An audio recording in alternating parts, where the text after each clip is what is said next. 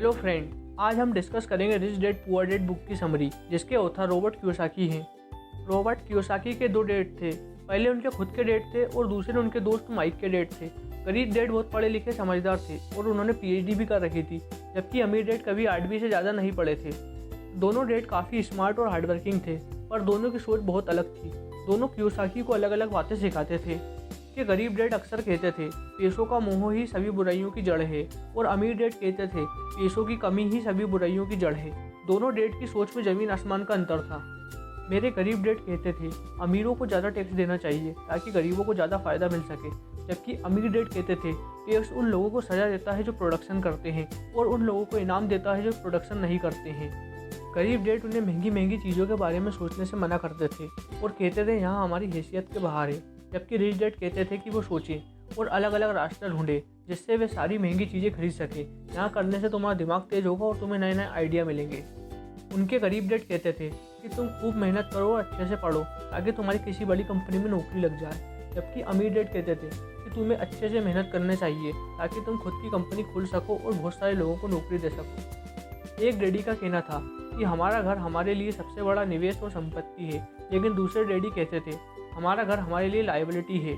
मेरे पास एडवांटेज थी कि मैंने अपने दोनों डैड को अलग अलग सोच के साथ बढ़ते देखा और अपना दिमाग लगाया। मैंने रिच डैड की बात सुनी और उन्हें फॉलो किया, जो कि बाद में हवाई के सबसे अमीर इंसान बने, और उनकी सिखाई गई बातों से मैंने करोड़ों कमाए, जबकि मेरे डैड गरीब रह गए। सबसे इम्पोर्टेंट बातों में से एक बात जो मैंने अपने अमीर डैड से सीखी वो थी फाइनेंशियल लिटरेसी। जब कोई भी व्यक्ति लॉटरी जीतता है, चाहे वो गरीब हो या मिडिल क्लास, जब वहाँ अमीर बन जाता है तो कुछ ही सालों बाद वहाँ फिर से अपनी फाइनेंशियल कंडीशन पे वापस आ जाता है।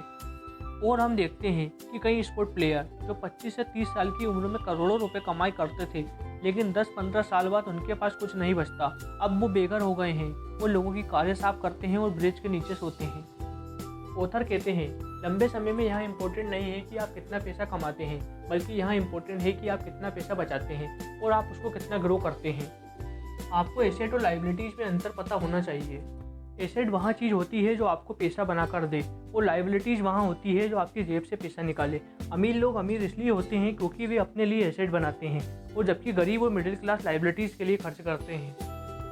दो दोस्त एक ही जगह पर जॉब करते हैं और जब उनकी सैलरी आती है तो पहला दोस्त अपने पैसों को स्टॉक्स में स्किल्स सीखने में इन्वेस्ट करता है, और वहीं दूसरा महंगे महंगे सामान जैसे मोबाइल फ़ोन घड़ी खरीदने में खर्च कर देता है। अमीर और गरीब लोगों का पैसों का लेन देन अलग अलग होता है। गरीब के पास जब जॉब से पैसा आता है तो वहाँ उसे ज़रूरी एक्सपेंसेस में खर्च कर देता है, और वहीं मिडिल क्लास के पास जब जॉब से पैसा आता है तो वहाँ ज़रूरी एक्सपेंसेस और लाइबिलिटीज़ में खर्च कर देता है। और अमीर के पास जब एसेट और स्टॉक से पैसा आता है तो वहाँ उससे ज़रूरी एक्सपेंसेस पूरा करके बाकी का पैसा एसेट में लगाता है, जो उसे आगे जाकर और एसेट बनाकर देते हैं। इस तरह अमीर और अमीर हो जाता है। हमें भी अपना ज़्यादा से ज़्यादा पैसा एसेट पे खर्च करना चाहिए और लाइबिलिटी से दूर रहना चाहिए।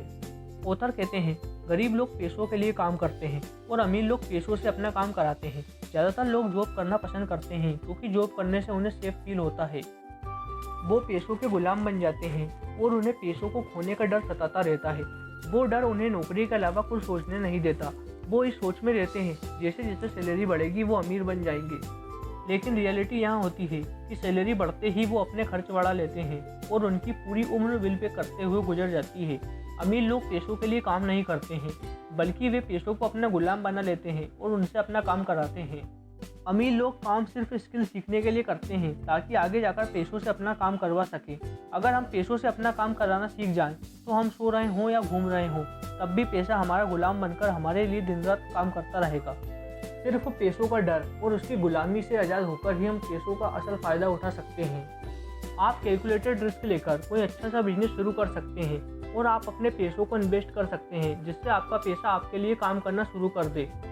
ऐसी और बुक समरी देखने के लिए हमें लाइक करें, सब्सक्राइब करें और शेयर करें, जिससे यह इन्फॉर्मेशन और लोगों तक पहुँचे। आप हमें इंस्टाग्राम और ट्विटर पर फॉलो करें, इसके लिंक डिस्क्रिप्शन में दिए गए हैं। Thank you.